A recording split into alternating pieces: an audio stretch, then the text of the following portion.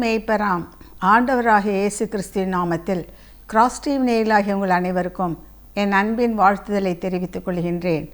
மங்கையர் நேரம் என்ற நிகழ்ச்சியின் மூலமாய் இந்த நாளிலும் கூட உங்களை சந்திப்பதில் மிகுந்த மகிழ்ச்சி அடைகின்றேன். என் தேவனாகிய கர்த்தர் தாமே இந்த நாள் நிகழ்ச்சியை நமக்கு ஆசீர்வதித்து தரும்படியாய் நம்மையும் இந்த நிகழ்ச்சியையும் ஆண்டவருடைய கரத்திலே ஒப்பு கொடுத்து ஜெபிப்போமா. தகப்பனே, இதோ இந்த வேளையிலும் உம்முடைய பிள்ளைகளாகிய நாங்கள் வந்து நிற்கிறோம் ஐயா. நாங்கள் வேறு யாரிடத்தில் போவோம்? வாழ்வு தரும் வார்த்தை உம்மிடத்தில் தானே உண்டு. இந்த உலகம் எங்களை பகைக்கலாம், உற்றார் உறவினர் எங்களை பகைக்கலாம், ஆனால் ஒரு நாளும் எங்களை பகைக்காமல், எங்களை வெறுக்காமல், எங்களை ஒதுக்காமல், எங்களுக்காகவே நேசிக்கிற ஒருவர் உண்டு என்றால் அது நீர் மாத்திரமே சுவாமி. ஆகவே தான் நாங்கள் உம்மை நம்பி வந்திருக்கின்றோம், உம்மை தேடி வந்திருக்கிறோம், உம்மை நாடி வந்திருக்கிறோம் ஐயா. உம்முடைய சமூகத்திலே வந்து காத்திருக்கிறோம். இந்த நாளிலும் எங்களுக்கு தேவையான மன்னாவை என் தேவன் தாமே பரத்திலிருந்து தரும்படியாய் உம்மையே நோக்கி பார்க்கிறோம் ஆண்டவரே, உம்மையே நோக்கி பார்க்கிறோம். எங்களுக்கு வாழ்வு தரும் வார்த்தை உம்மிடத்தில் தானே இருக்கிறது. அதற்காக காத்திருக்கிறோம் சுவாமி. எங்கள் செவியை திறந்தருளும், எங்கள் உள்ளத்தை திறந்தருளும் கர்த்தாவே. எங்கள் அறிவு கண்களை திறந்தருளும் ஆண்டவரே. அப்பா, உம்முடைய வெளிச்சத்திலே நாங்கள் நடக்கத்தக்கதாய் கர்த்தாவே நீர் கிருபை பாராட்டுவீராக. உம்முடைய கிருபைக்குள்ளாக ஒப்பு கொடுத்து ஜெபிக்கிறேன் மீட்பர் இயேசுவின் மூலம் பிதாவே, ஆமேன், ஆமேன். நாம் இன்றைக்கு தியானிக்கும்படியாக எடுத்துக்கொண்ட வேத வசனம் சங்கீதங்களின் புத்தகம் 23ஆம் அதிகாரம் 5வது வசனம். 23ஆம் சங்கீதம் 5வது வசனம்.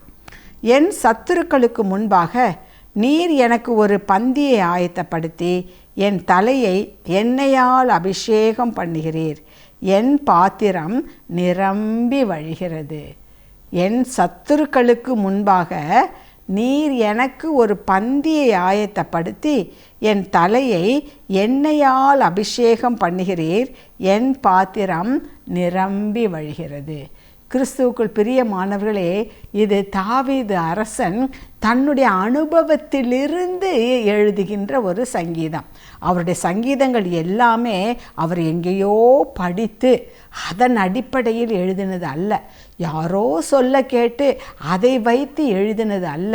அவர் எழுதியிருக்கின்ற ஒவ்வொரு சங்கீதமும் அவருடைய வாழ்க்கையிலே, அவருடைய அனுபவத்திலே, அவர் எதை பார்த்தாரோ, எதை அனுபவித்தாரோ அதை அப்படியே எழுதுவது தான் தாவீதுடைய சங்கீதம். அதுதான் இன்றைக்கும் எல்லோராலும் இனி வருகின்ற மக்களாலும் கூட அது பிரயோஜனப்படக்கூடியதாக, அது மக்கள் வாழ்க்கையிலே ஒரு அனுபவமாக்கி கொள்ளத்தக்கதாக, எந்தெந்த சூழ்நிலையிலே எப்படியெல்லாம் வாழ வேண்டும் என்பதற்கு ஒரு வாழ்க்கை பாடமாக இது அமைந்திருக்கிறது. அது மாத்திரமல்ல, உள்ளம் உடைந்து போகிறவர்களுக்கு ஆறுதல் கொடுக்கக்கூடிய சங்கீதங்கள் இருக்கிறது. பாவத்திலே விழுந்து விட்டவர்கள் அதிலிருந்து எழுந்து வரும்படியாய், கர்த்தரிடத்திலே மன்னிப்பை பெற்றுக்கொள்ளும்படியாய் எப்படி ஜெபிப்பது என்பதற்கான சங்கீதம் இருக்கின்றது. கர்த்தரிடத்திலிருந்து ஒரு காரியத்தை நாம் பெற்றுக்கொள்ள வேண்டுமென்றால் அதற்கு நாம் எப்படி இருக்க வேண்டும், ஆலோசனை கொடுக்கக்கூடிய அந்த சங்கீதம் இருக்கின்றது. வாலிபர்கள் தங்களுடைய வழியை எப்படி பரிசுத்தமாய் காத்து கொள்ளலாம் என்பதற்கான அறிவுரையும் இதிலே காணப்படுகிறது. ஒவ்வொரு செயலுக்கும் ஆலோசனைகள் இந்த சங்கீத புத்தகத்திலே இருக்கின்றது. எனவே ஒவ்வொரு நாளும் நாம் இந்த சங்கீதங்களை வாசிக்கும் பொழுது கிறிஸ்துவுக்குள் பிரியமானவர்களே, தாவீது சொன்னது போல, உம்முடைய வசனம் என் கால்களுக்கு தீபமோ என் பாதைக்கு வெளிச்சமாக இருக்கிறது. எந்த பாதையில் நடக்கணும், எப்படி நடக்கணும், எங்கே போகணும், யாரிடம் என்ன பேசுவது, எதை சொல்வது, எப்படி இருப்பது, எல்லாவற்றிற்கும் பதில் இதிலே காணப்படுகிறது. எந்த ஒரு பிரச்சனையாக இருந்தாலும் சரி, எந்த ஒரு பிரச்சனையாக இருந்தாலும் இந்த சங்கீத புத்தகத்திலே அதற்கு ஒரு தீர்வு உண்டு. மன மகிழ்ச்சியாக இருக்கும் பொழுது சந்தோஷத்தோடு பாடக்கூடிய மகிழ்ச்சியின் கீதம் இதிலே இருக்கின்றது. நொறுக்கப்பட்ட நிலைமையில் இருப்பவர்களுக்கான ஆறுதலின் கீதம் இதிலே இருக்கின்றது. ஆக இது ஒரு அருமையான புத்தகம். அதில் தாவீது இந்த 23வது சங்கீதத்தை எப்படி அவர் அழகாய் நிதானித்து தன்னுடைய வாழ்க்கையிலிருந்து அதை எழுதி காட்டுகின்றார் என்பதை அதை வாசித்தோம் என்றால் நமக்கு தெரியும். நம்ம எல்லோருக்கும் தெரிந்த ஒரு காரியம் என்ன? தாவீது சின்ன பையனாக இருக்கப்போ அவருடைய தொழில் என்ன? தகப்பனுடைய ஆடுகள் எல்லாம் போய் வனாந்தரத்தில் காடுகளில் மேய்த்து வருவதுதான், ஏறக்குறைய ஒரு மேய்ப்பனை போல. ஆக அந்த மேய்ப்பன் எப்படிப்பட்டவனாக இருக்க வேண்டும், அந்த மேய்ப்பன் என்ன செய்ய வேண்டும், அதெல்லாம் அவனுக்கு நல்லா தெரியும், நன்றாகவே தெரியும். ஆகவே தான் அந்த மேய்ப்பன் நல்ல மேய்ப்பனாக இருந்தால் அந்த ஆடுகள் எப்படியாக நடத்தப்படுகிறது. 23வது சங்கீதம் ஆரம்ப வசனம் 1வது வசனம் சொல்கிறது, கர்த்தர் என் மேய்ப்பராக இருக்கிறார், நான் தாழ்ச்சி அடையேன். அவர் என் மேய்ப்பராக இருக்கிற வரையிலும் நான் ஒரு நாளும் தாழ்ந்து போக மாட்டேன், எங்கேயும் தாழ்ந்து போக மாட்டேன். மற்றவர்கள் என்னை தாழ்ந்து போகும்படியாக பல காரியங்களை செய்யலாம், ஆனால் நான் ஒரு நாளும் தாழ்ந்து போக மாட்டேன். ஏனென்றால் என்னை நடத்துகிறவர் கர்த்தர். அவர் என்னை நடத்துகிறார். எப்படி நடத்துகிறார்? 2வது வசனம் சொல்கிறது, அவர் என்னை புல்லுள்ள இடங்களில் மேய்த்து அமர்ந்த தண்ணீர்கள் அண்டை என்னை கொண்டு போய் விடுகிறார். எனக்கு அவர் மேய்ப்பராக இருக்கின்ற வரையிலும், நான் அவருடைய ஆடாக இருக்கின்ற வரையிலும் எதை குறித்தும் நான் கவலைப்பட வேண்டாம். ஏன்னா அவருக்கு தெரியும் எந்த இடத்துல நல்ல புல் கிடைக்கின்றது, எந்த இடத்துல இந்த ஆட்டுக்கு தேவையான சத்தான புல் கிடைக்கின்றது, உணவு கிடைக்கின்றது, அங்கே என்னை கூட்டிகிட்டு போவார். புல்லுள்ள இடங்களில், ஒருவேளை அந்த இடத்திற்கு போகிற பாதை கொஞ்சம் கஷ்டமாக இருக்கலாம், அது கொஞ்சம் தூரமாக இருக்கலாம், ஆனால் அதில் நான் நடக்கும்போது அவர் என் கூட தானே வர்றாரு, என் மேய்ப்பர் அல்லவா, என் கூடவே வந்து அவைகளில் ஒன்றும் என்னை சேதப்படுத்தாதபடி கரெக்டாக அந்த புல்லுள்ள இடத்துக்கு கூட்டிகிட்டு போயிடுறார். பாதை சரியில்லைனாலும், பாதை கரடு முரடாக இருந்தாலும், பாதை கொஞ்சம் தூரமாக இருந்தாலும் போய் சேர்ற இடம் மிக அருமையான இடம், புல்லுள்ள இடம், சத்தான உணவு கிடைக்கின்ற இடம். அவர் என்னை அப்படிப்பட்ட இடத்திற்கு தான் நடத்தி செல்லுகின்றார். அமர்ந்த தண்ணீர் அண்டை என்னை கொண்டு போய் விடுகிறார். இப்போ புல் சாப்பிட்டா பார்த்தா அதுக்கு தண்ணி வேணும். அந்த ஆடுகள் குடிப்பதற்கு சலசலசல என்று ஓடுகின்ற ஆற்றுல போய் ஆடுகளால் தண்ணி குடிக்க முடியாது, அல்லது நீர்வீழ்ச்சிகளிலிருந்து வர்ற தண்ணியை ஆடுகளால் குடிக்க முடியாது. ஆடு கொடுக்கிற ஒரு சாதுவான பிராணி, அது தண்ணி கொடுக்கணுன்னா எப்படி இருக்கணும்? அந்த தண்ணி அமர்ந்த தண்ணியாக, அமைதியாக ஓடுகின்ற அது ஒரு நதியாக இருக்க வேண்டும். அப்படிப்பட்ட இடத்திற்கு எனக்கு எது தேவையோ, என்னால் எது முடியுமோ அந்த இடத்திற்கு அமர்ந்த தண்ணீர் அண்டை அவர் என்னை நடத்தி கொண்டு போகிறார். வெள்ளப்பெருக்கு வர்ற இடத்துல அல்ல, ஒன்றுமே இல்லை என்ற வனாந்தர இடத்துல அல்ல, அமர்ந்த தண்ணீரண்டை என்னை கொண்டு போய் விடுகிறார். இதெல்லாம் அவருடைய அனுபவம். கிறிஸ்துவுக்குள் பிரியமானவர்களே, இதையெல்லாம் சொல்லிட்டு தான் அவர் ஒரு காரியத்தை என்ன சொல்லுகின்றார்?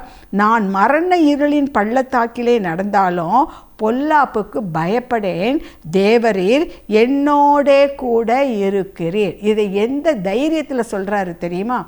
ஒரு மேய்ப்பன் நல்ல மேய்ப்பனாக இருப்பான் என்று சொன்னால் எந்த விதத்திலும் ஆடுகள் சோரம் போவதையோ, அல்லது ஆடுகளை மற்றவர்கள் துன்புறுத்துவதையோ, அல்லது ஆடுகளை களவாடி கொண்டு போவதையோ அவன் விடமாட்டான். அவன் ஒரு நாளும் விடமாட்டான். ஆடுகளுக்கு முடியவில்லையா, அதை அப்படியே போட்டுவிட்டு சென்று விட மாட்டான். அதற்கு என்ன பங்கு பார்க்க வேண்டுமோ அதை பார்ப்பான். எங்கே நடத்தி எப்படி நடத்த வேண்டுமோ அதை நடத்தி கொண்டு போவான். கறவல் ஆடுகளையெல்லாம் சொல்ல மெதுவாக நடத்தி கொண்டு போவார் என்று சொல்லி பார்க்கின்றோம். அப்போ எதை எப்படி நடத்தணுன்றது நன்றாக தெரியும். அவர் என் மேய்ப்பராக இருக்கின்ற வரையிலும் என்னை எப்படியெல்லாம் நடத்தணுன்றது அவருக்கு தெரியும். அதனால மரண இருளின் பள்ளத்தாக்கிலேயே என்னை நடத்தி கொண்டு அவர் போனாலும் நான் பயப்பட மாட்டேன். அந்த இருள் என்னை சூழ்ந்து கொள்ள முடியாது. ஏனென்றால் நல்ல மேய்ப்பனாகிய இந்த உலகத்தின் ஒளியாகிய கர்த்தர் என்னோடு கூட இருக்கிறார். என்னோடு கூட வருகிற இந்த அனுபவம் தான் கிறிஸ்துவுக்குள் பிரியமானவர்களே, விசுவாசிகள் கிறிஸ்துவர்கள் என்று அழைக்கப்படுகிற உங்களுக்கும் எனக்கும் தேவைப்படுகிற ஒன்று. அவர் என்னோடு கூட இருக்கிறார். ஆகவே நான் அசைக்கப்படுவது இல்லை. சங்கீதம் 16:8 தெளிவாக சொல்கிறேன், கர்த்தரை எனக்கு முன்பதாக வைத்திருக்கிறேன், அவர் என் வலது பாரிசத்தில் இருக்கிறபடியால் நான் அசைக்கப்படுவதில்லை. ஆக இவ்வளவு நன்மைகளை செய்கிற கர்த்தர் இன்னொரு பெரிய காரியத்தை செய்கிறாராம். நாம் மட்டும் அவரை நம்முடைய மேய்ப்பராக வைத்து அவருடைய கைக்குள் அடங்கிய ஆடுகளாக இருப்போம் என்றால், இந்த வசனம் சொல்கிறது, 5வது வசனம், என் சத்துருக்களுக்கு முன்பாக நீர் எனக்கு ஒரு பந்தியை ஆயத்தப்படுத்தி என் தலையை எண்ணெயால் அபிஷேகம் பண்ணுகிறீர், என் பாத்திரம் நிரம்பி வழிகிறது.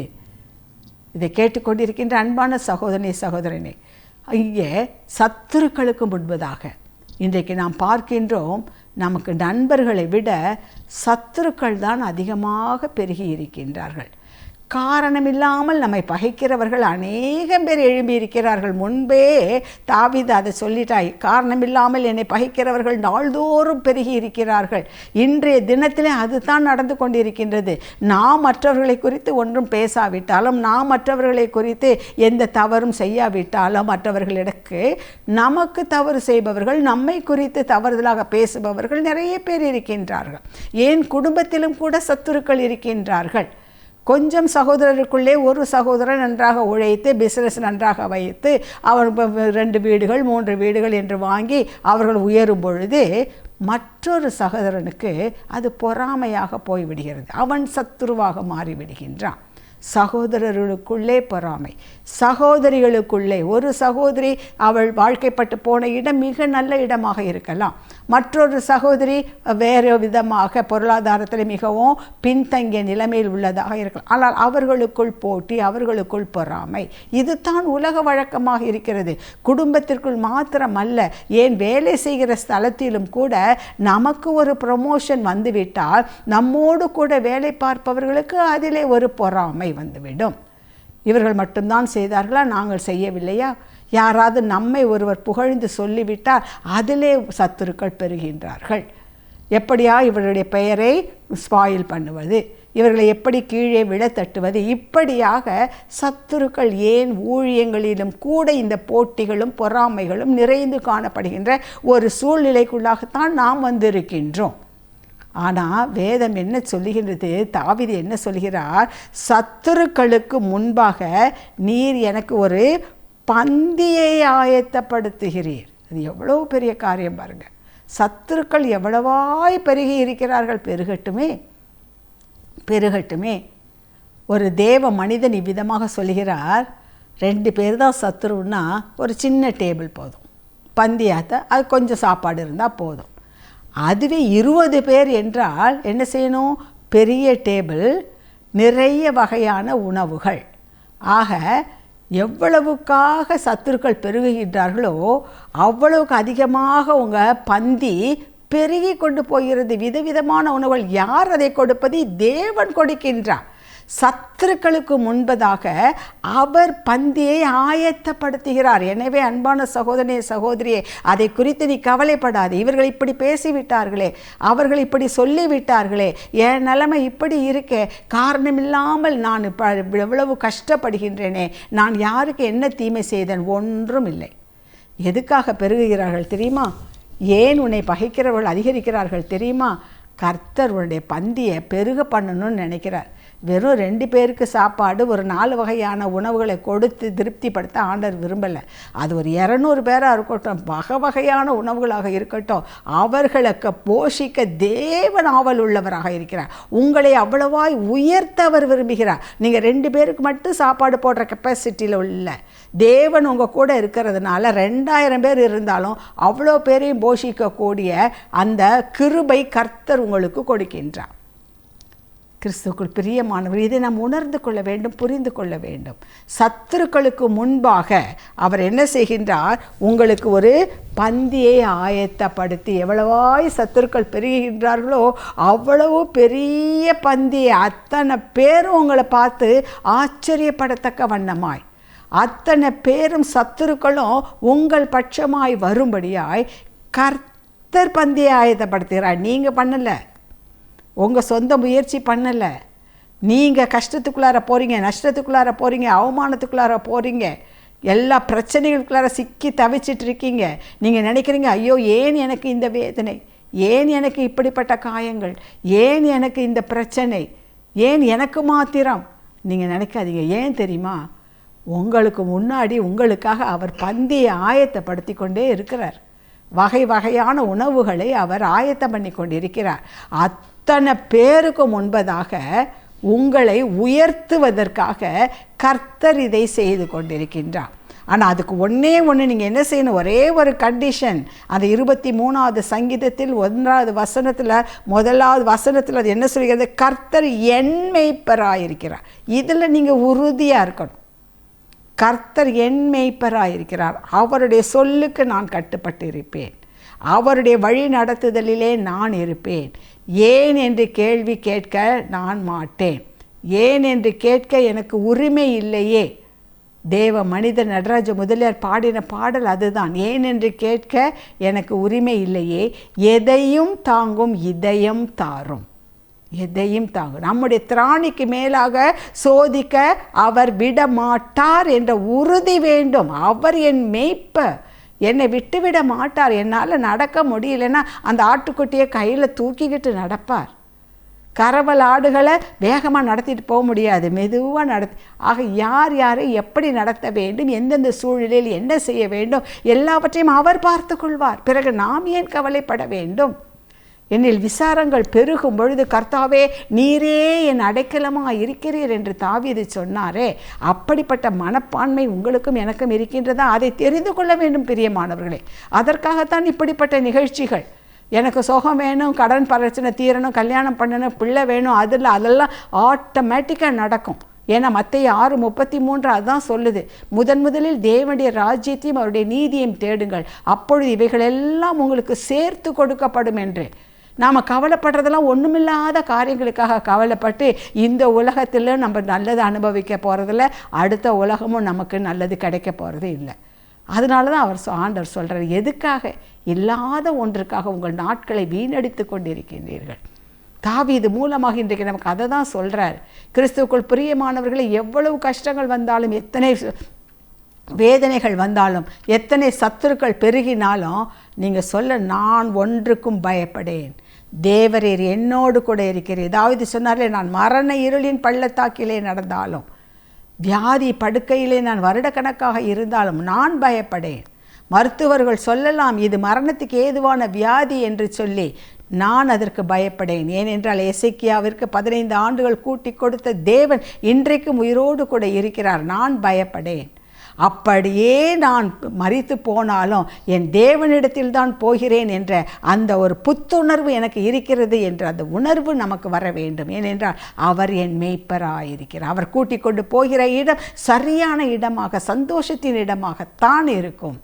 எனவே இந்த ஒரு எண்ணத்தை மாத்திரம் நம்முடைய உள்ளத்தில் வைத்துக்கொள்ள வேண்டும். ஒவ்வொரு நாளும் கர்த்தாவே நீர் என் மேய்ப்பராயிருக்கிறீர், ஆக நான் தாழ்ச்சி அடையேன், எந்த இடத்திலும் நான் தாழ்ந்து போக நீர் விடமாட்டீர் ஆண்டவரே.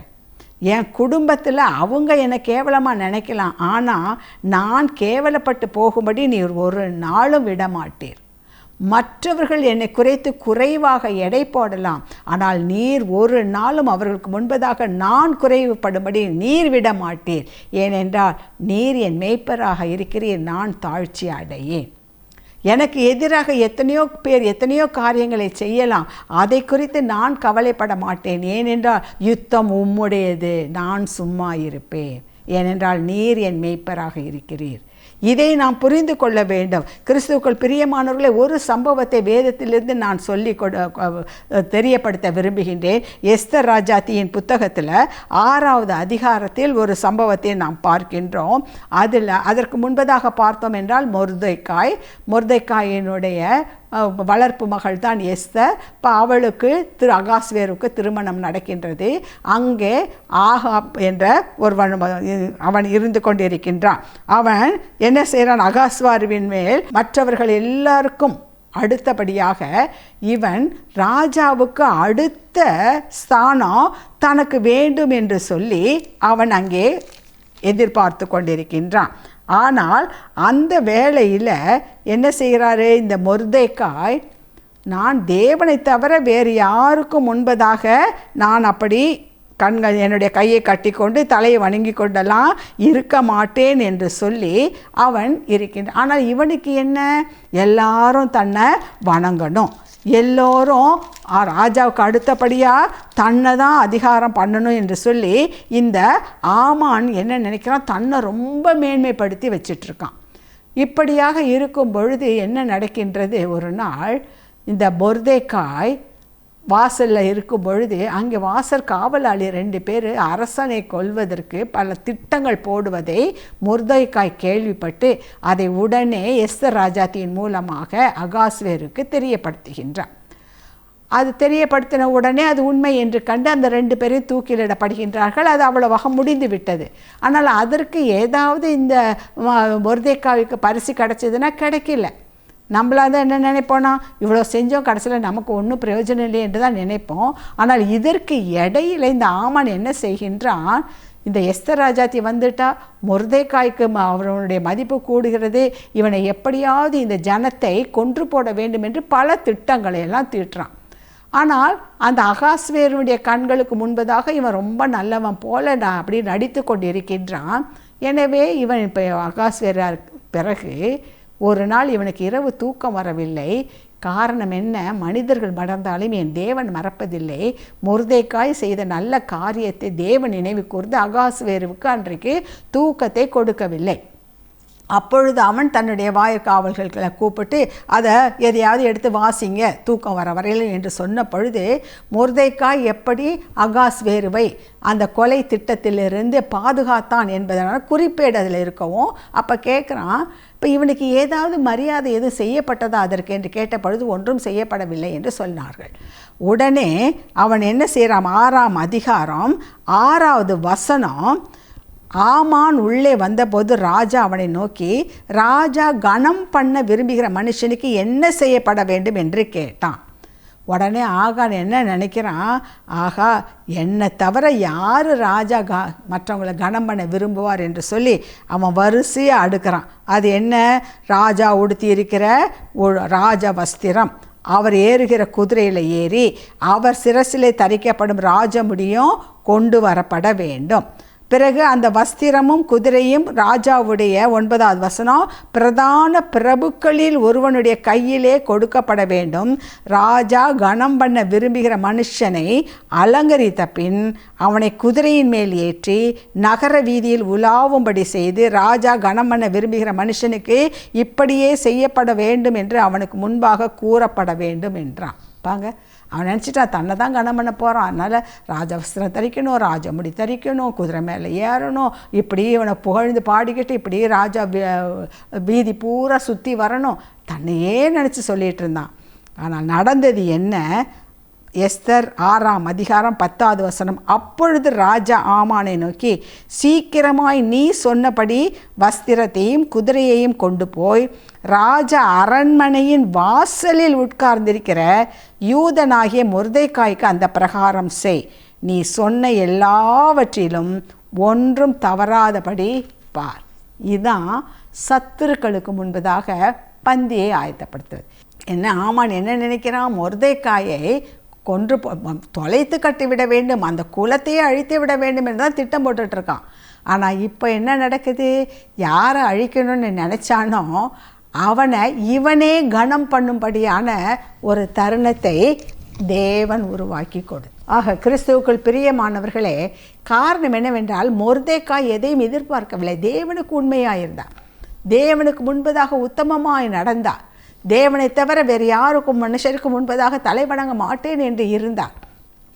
எஸ்தர் ராஜாத்திக்கு நல்ல அறிவுகளை கொடுத்து கொண்டிருந்தார், தேவனுக்கு பிரியமாக நடந்தார். எனவே அவனுக்கு விரோதமாக எழும்புகின்ற அந்த சத்ருவாகிய ஆமான் அவருக்கு என்ன செய்ய நினைத்தானோ அது இவன் தலையிலே திரும்பும்படியான ஒரு சூழ்நிலையை கர்த்தர் மாற்றி அமைத்து விட்டார். கொலை செய்ய வேண்டும், அழிக்க வேண்டும் என்று நினைத்த அந்த சத்துருவே அவனை கனம் பண்ணும்படியான ஒரு சூழ்நிலையை கர்த்தர் உருவாக்கி கொடுத்தார். காரணம் என்ன, இந்த மொர்தெகாய்க்கு யார் மேய்ப்பராயிருந்தார், கர்த்தர் மேய்ப்பராயிருந்தார். அதே போல தான் நம்முடைய வாழ்க்கையிலும் கூட எத்தனை பேர் எவ்வளோ திட்டம் போடட்டும், நம்மளை கவிழ்க்கிறதுக்கு திட்டம் போடட்டும், நம்ம ஒழிக்கிறதுக்கு திட்டம் போடட்டும், அதை பற்றி கவலையே பட வேண்டாம். யார் நினைக்கிறார்களோ அவர்கள் மூலமாகவே கர்த்தர் நம்மை உயர்த்துவதற்கு வழிவாசல்களை திறந்து கொடுப்பார். கிறிஸ்துக்குள் பிரியமானவர்களே, அதை ஒரு நாள் மறந்துடாதீங்க. சத்துருக்களுக்கு முன்பதாக நமக்கு ஒரு பந்தி பாருங்கள். ஆமானுக்கு முன்பதாக அவன் மூலமாகவே, சத்துருவின் மூலமாகவே இங்கே மொர்தெகாய்க்கு பந்தியை கர்த்தர் ஆயத்தப்படுத்தி விட்டார். அதுதான் நடந்தது. யோசேப்பினுடைய வாழ்க்கையிலும் அதுதானே நடந்தது. சகோதரர்கள் எல்லோரும் அவனை பகைத்து கொன்று போட வேண்டும் என்று சொல்லி குழியில் இறக்கி போத்திபார் அவங்க இஸ்மவேலரிடம் அவனை அடிமையாக விற்று, பிறகு இங்கே போத்திபார் வீட்டிற்கு வந்து அங்கேயும் கூட செய்யாத ஒரு குற்றத்திற்காக பாரம் அவன் மீது பழி சுமத்தப்பட்டு சிறைச்சாலையில் இருந்து அங்கே 2 பேருக்கு நல்லதை செஞ்சான். அதில் ஒருவன் அவன் சொன்னபடியே தூக்கிலிடப்பட்டான். மற்றொருவன் விடுதலையாகி ராஜாட்ட போனான். அவன் மறந்துட்டான், யோசேப்பை மறந்து போனான். யோசேப்பு சொன்னான், போகும்போது சொல்லு, பாவம் அந்த பையன் அப்பாவே ஒன்றும் தெரியாது, இவன் ஒன்றும் செய்யலை, ஆனாலும் அநியாயமாக தண்டனை அனுபவிக்கிறான், அவனை விடுவித்து விடு என்று நீ ராஜாவிடம் கேளு என்று சொன்னான். அவன் கேட்கல. இன்றைக்கி நம்மளே நிறைய பேர் அப்படி தான், நிறைய நம்மள்கிட்ட நன்மை பெற்றிருப்பாங்க. ஆனால் நமக்கு அவசரம் என்று வரும்பொழுது அல்லது நமக்கு உதவி செய்யக்கூடிய சூழ்நிலையிலே அவர்கள் இருந்தாலும் அதை மறந்து போய் விடுகிறார்கள், செய்வதில்லை. நமக்கு அது மனசுக்கு கஷ்டமாக இருக்கும். யோசேப்புக்கும் கூட இருந்திருக்கும், 2 வருஷம் ஆச்சே ஒன்றுமே நடக்கலையே என்று சொல்லி அவன் அதை மறந்து போயிருப்பான். ஆனால் தேவன் மறக்கவில்லை. தேவன் ஒரு சொப்பனத்தின் மூலமாக என்ன செய்யப்பட்டா, யோசேப்பு விடுதலையாக்கப்பட்டு அந்த எகிப்து தேசத்துக்கே அந்த அதிபதிக்கு அடுத்த ஸ்தானத்திலே அவர் உயர்த்தப்பட்டார். யாரெல்லாம் இவனை வீழ்த்தணும், அவனை கொன்று போடணும்னு நினச்சாங்களோ அத்தனை சகோதரர்களும் வந்து இவன் காலடியிலே பணியும்படியாக என் தேவன் சூழ்நிலையை மாற்றி கொடுத்தார். பெரிய பஞ்சம் வரவழைக்கப்பட்டது. ஆக சாப்பாட்டுக்கே வழி இல்லாமல் வந்து இவன் காலடியிலே வந்து இவனிடமிருந்து அந்த ஆகாரத்தை பெற்றுக்கொள்ளும்படியான சூழ்நிலை. சத்துருக்கு முன்பதாக ஒரு பந்தியை ஆயத்தப்படுத்தினார். இதை கேட்டுக்கொண்டிருக்கின்ற அன்பான சகோதரனே, சகோதரியே, உங்கள் வாழ்க்கையிலும் கூட நீங்கள் யாரை எண்ணி ரொம்ப வருத்தப்பட்டுருக்கீங்களோ, இப்படியெல்லாம் செய்வாங்கன்னு நினைக்கவே இல்லை, இவங்க இப்படி செய்வாங்களா, இவர்கள் என்னை மறப்பார்களா, இப்படியெல்லாம் நினைத்து கொண்டிருக்கிறீர்கள் அல்லவா?